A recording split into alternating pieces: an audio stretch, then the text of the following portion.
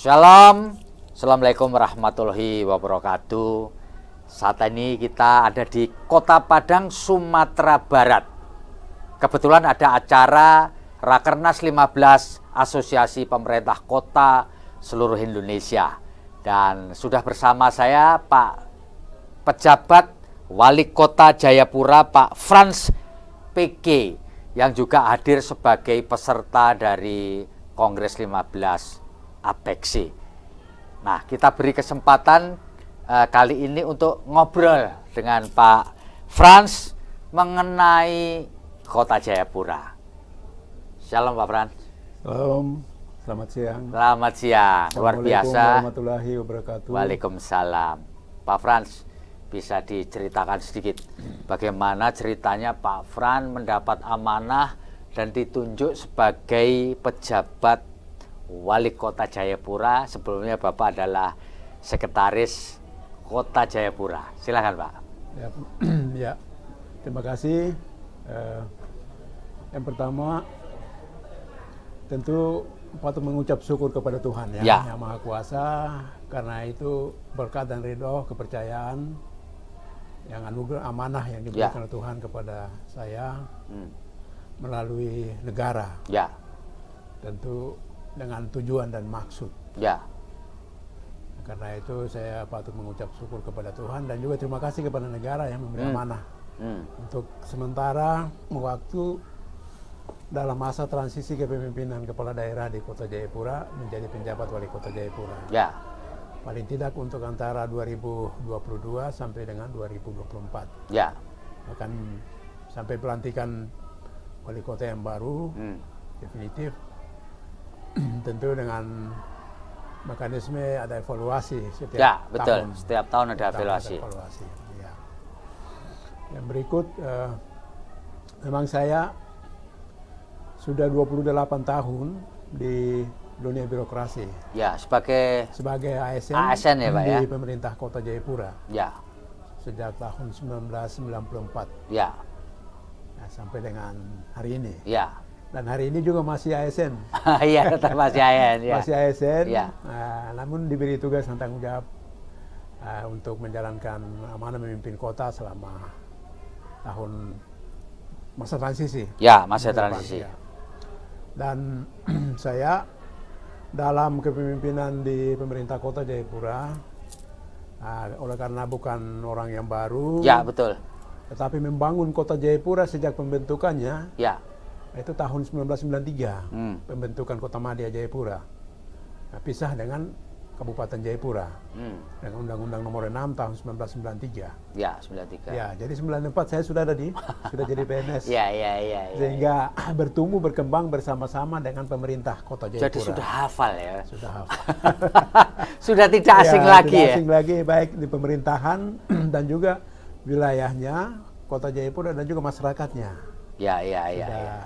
Melalui berbagai pengalaman berkarya di birokrasi, pernah menjadi kepala bagian kepegawaian, kepala badan kepegawaian, kepala Bapeda, kemudian kepala kepegawaian itu 2 kali malah. Setelah itu lalu menjadi asisten bidang administrasi umum, bidang administrasi umum asisten 3. Lalu kemudian terakhir sebagai sekda. Pak Frans, itu Bapak tahu bakal menjadi PJ itu kapan Pak? Sebenarnya saya tidak pernah membayangkan, apalagi. Tidak pernah membayangkan sebelumnya? Tidak pernah saya membayangkan, karena saya berpikir bahwa saya ini PNS. Dan jabatan PNS adalah tertinggi di sekda. Betul. Karier tertinggi adalah di sekda. Sehingga bagi saya, terima kasih bahwa saya jadi sekda di Kota Jayapura. Namun demikian, ternyata Tuhan menghendaki yang lain. Bahwa di luar pikiran saya, Tuhan menginginkan yang lain, sehingga kemudian bisa menjabat sebagai penjabat Wali Kota Jayapura saat ini. Dan pada saat proses itu sebenarnya saya tidak terlalu berusaha berjuang. Saya tidak pernah memikirkan itu. Biasa aja. Tapi ya saya juga bersyukur dan berterima kasih kepada Pak mantan Wali Kota Jayapura. Oke. Pak Ben Hur, Tommy Mano, beliau yang konsen betul untuk menginginkan supaya yang menggantikan beliau adalah orang atau pejabat yang mengenal betul pemerintahannya, mengenal betul masyarakatnya, mengenal betul wilayahnya. Jadi peran Pak Ben Hur-nya besar ya Pak ya? Peran Pak Ben Hur besar. Karena beliau juga tidak ingin apa yang beliau bangun selama 10 tahun itu supaya tidak lanjut ya. Jadi prinsipnya supaya bisa lanjut. Bisa tingkatkan lagi gitu. Betul. Dengan prinsip dasar pemikiran dari beliau, beliau berusaha komunikasi dengan pemerintah pusat kemudian lalu dipertimbangkan oleh pemerintah pusat. Tentu gubernur juga mengusulkan ya saat itu pasti mengusulkan, beliau punya pejabat ya dari provinsi. Mengusulkan ke Mendagri, lalu Pak Wali Kota juga mengusulkan. Beliau mengusulkan saya. Lalu kemudian dipertimbangkan, diseleksi di tingkat pusat. Ya puji Tuhan, alhamdulillah bahwa kemudian pemerintah mempercayakan pada saya. Dengan segala kekurangannya yang ada pada saya. Pak Frans, kalau boleh saya tahu Pak Frans, apa yang masih perlu dilengkapi lagi untuk melanjutkan ini, atau dalam kata lain apa yang ingin Bapak kerjakan selama 2 tahun ke depan ini?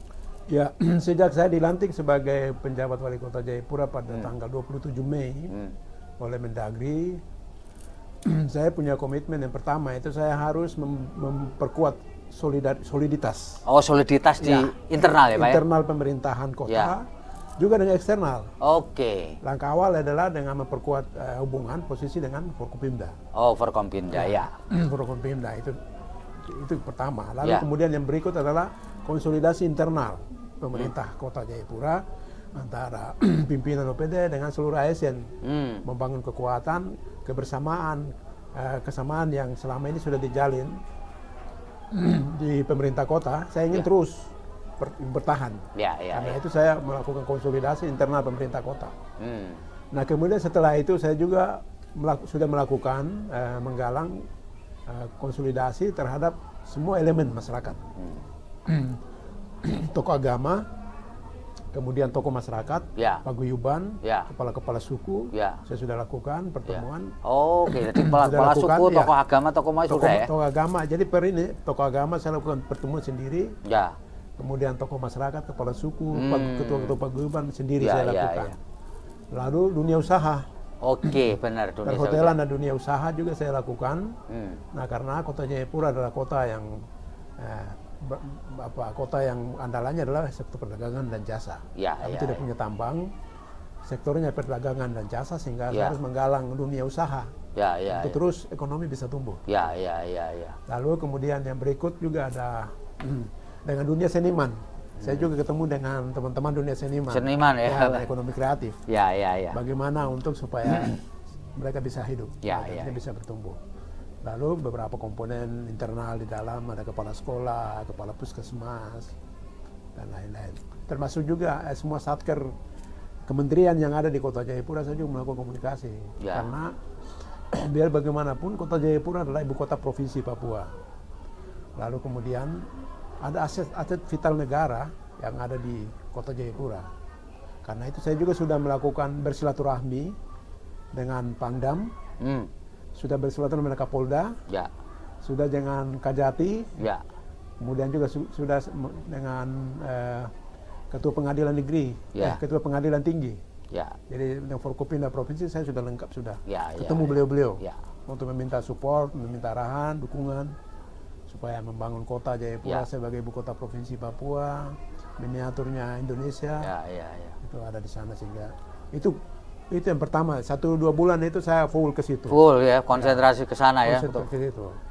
Lalu yang berikut juga adalah program yang berikut yang saya sudah lakukan selama hampir 3 bulan ya, 2 bulan lebih.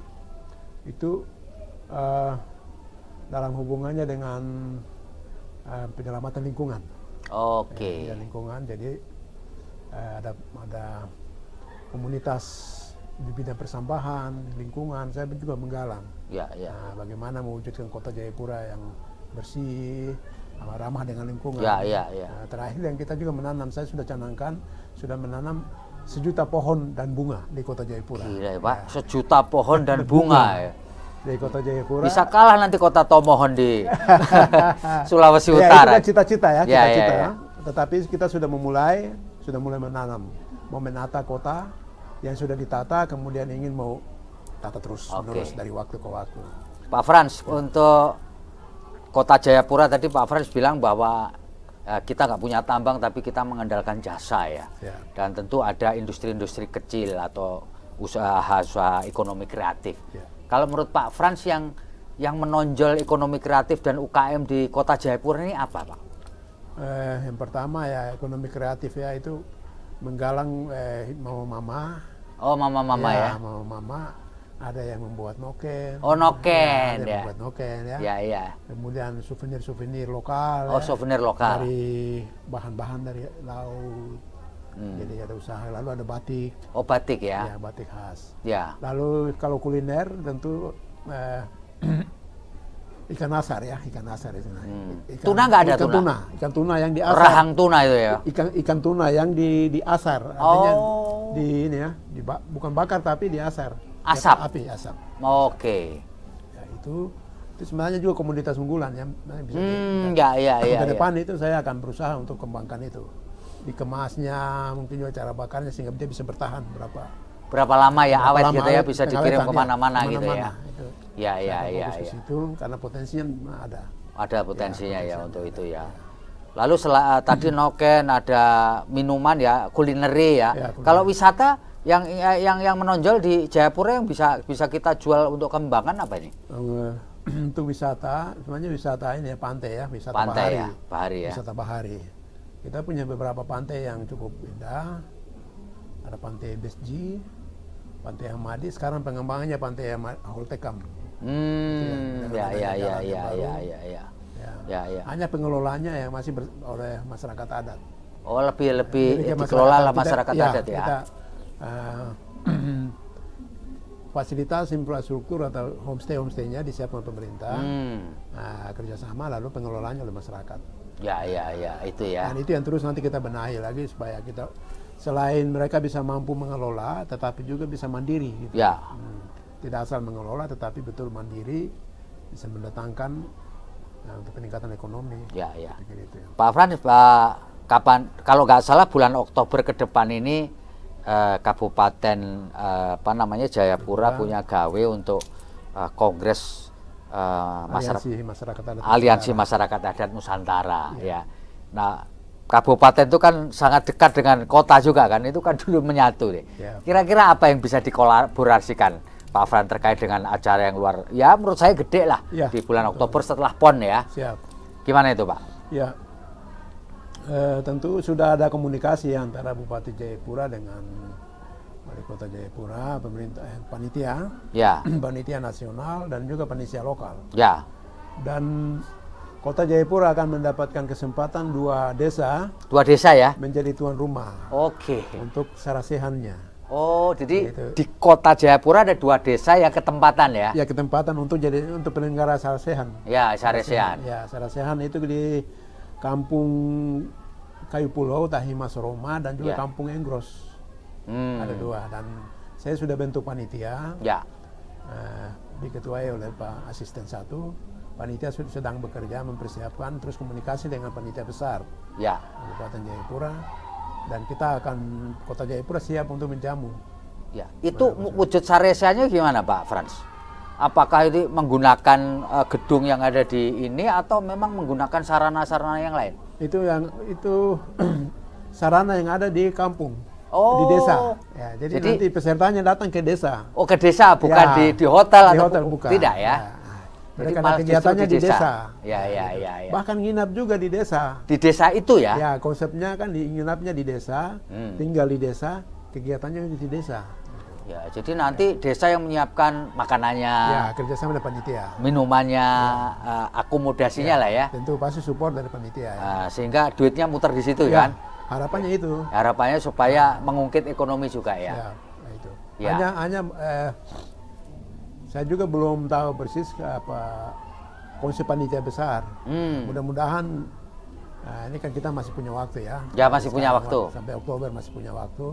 Mudah-mudahan kita menyamakan konsep. Persepsi, konsep, terutama yang penyelenggaranya di 2 desa yang kampung di Kota Jayapura itu. Ya. Itu yang perlu komunikasi lebih intens lagi. Ya, Pak Fran, biar pembaca kita lebih mengenal Bapak, saya melihat kurikulum vitae Bapak dulu S1 di Jayapura, S2-nya di Jogja, S3-nya di Hasanuddin ya? Siap. Betul Pak? Betul. Bisa cerita Pak, itu S2-nya dalami apa dulu Pak Fran ini Pak? Baik, saya S1 dulu, saya di Uncen. Fakultas apa Pak? Fakultas Fisip Uncen, Administrasi Negara. Oh, Administrasi Negara. Ya, Administrasi Negara. Ya.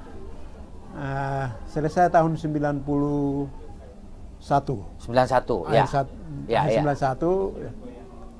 91, 92 ya. Ya.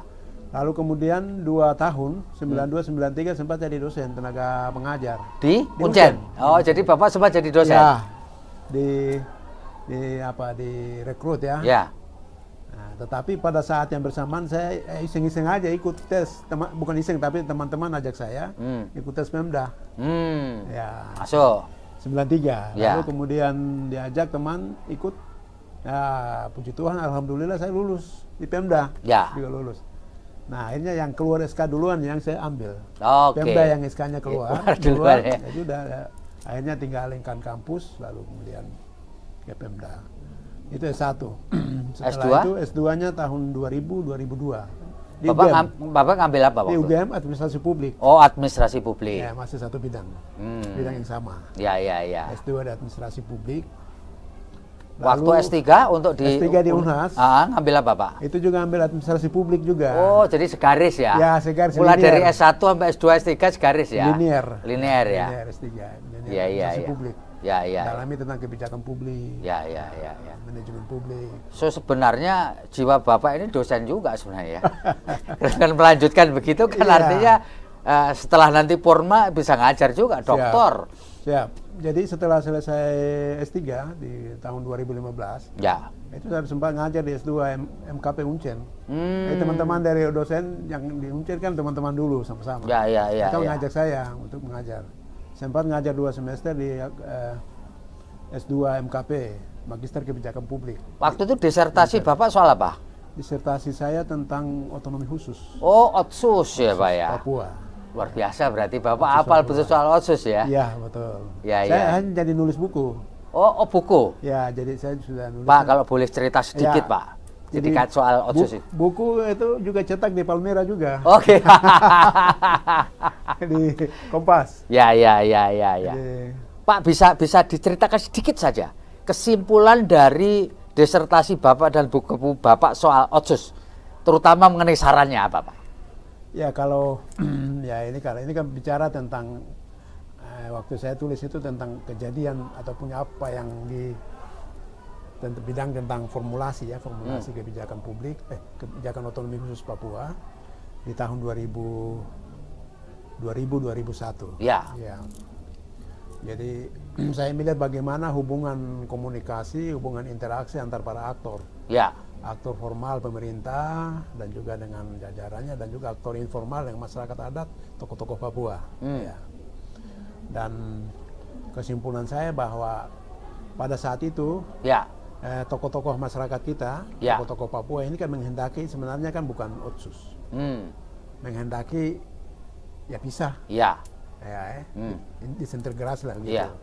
Ya, tapi kan kemudian dengan ada pertemuan beberapa tokoh agama, lalu kan jalan tengah yang diambil adalah solusi win-win solution. Otsus itu jadi jalan tengah. Oh, jadi win-win ya. Win-win itu jalan tengahnya. Jalan tengahnya Otsus lah ya. Otsus itu yang dikasih.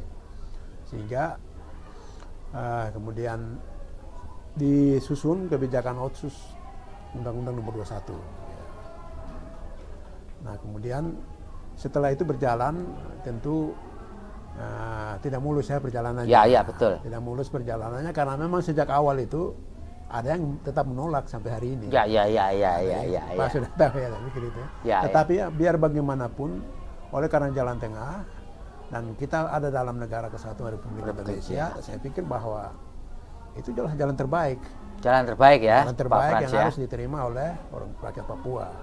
Dan itu sudah berjalan 20 tahun dan kemudian kemarin ada revisi lagi beberapa pasal menjadi Undang-Undang Nomor 2 tahun 2021. dengan PP 106 dan 107. Kemudian menjadi itu. Dan terakhir dengan kebijakan DOB ya. DOB ya. DOB. Jadi otonomi khusus kebijakan DOB sesungguhnya itu adalah win-win solution. Ya. Jalan tengah, dan itu hanya sebenarnya menjadi tools lah gitu ya. Alat ya. Alat, jalan untuk menuju kepada kesejahteraan Papua. Iya. Sehingga jalan yang ada, alat yang ada itu tentu itu disyukuri, kemudian kita terima, lalu kemudian kita melaksanakannya, implementasinya. Diimplementasikan secara maksimal ya. Karena kuncinya kan ada implementasi. Betul. Apapun sebuah kebijakan itu terbaik, tetapi kemudian nggak bisa diimplementasikan dengan baik, maka sesungguhnya itu keberhasilan hanya 20-30% dari sebuah kebijakan itu. Itu dari perspektif kebijakan gitu.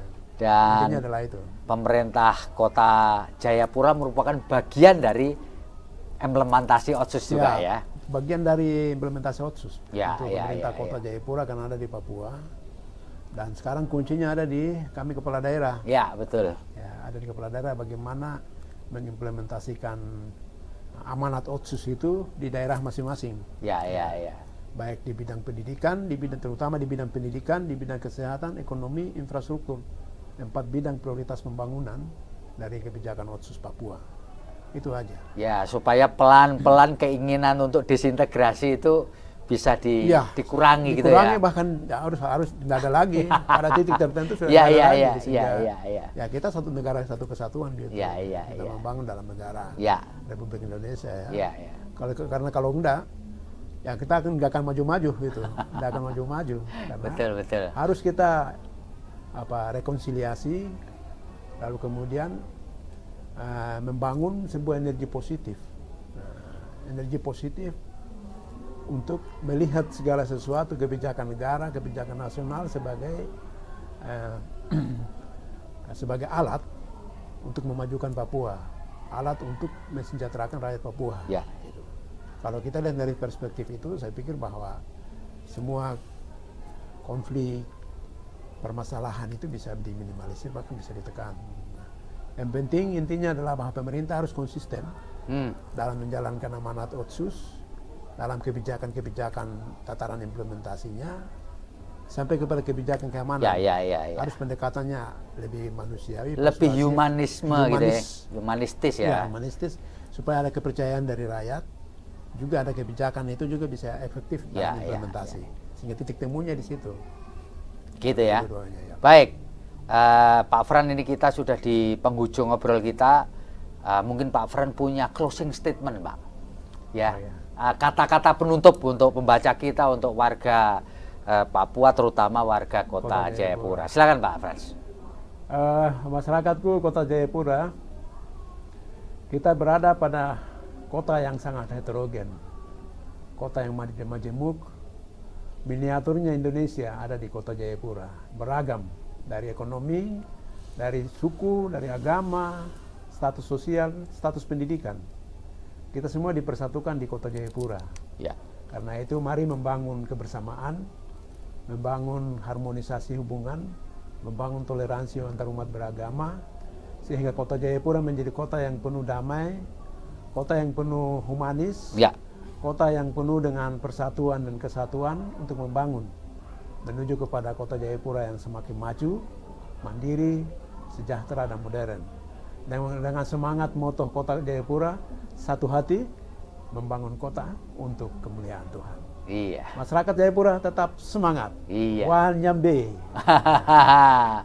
Oke, terima kasih Pak penjabat Wali Kota Jayapura, Pak Frans PG, yang sudah hadir di dalam forum kita untuk ngobrol seputar Kota Jayapura. Saya Feby Mahendra Putra pamit undur diri.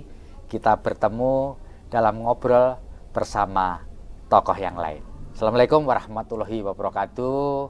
Shalom, Om Santi Santi Om, Namo Buddhaya, dan salam kebajikan serta salam sehat buat kita semua. Terima kasih sudah nonton. Jangan lupa like, subscribe, dan share ya.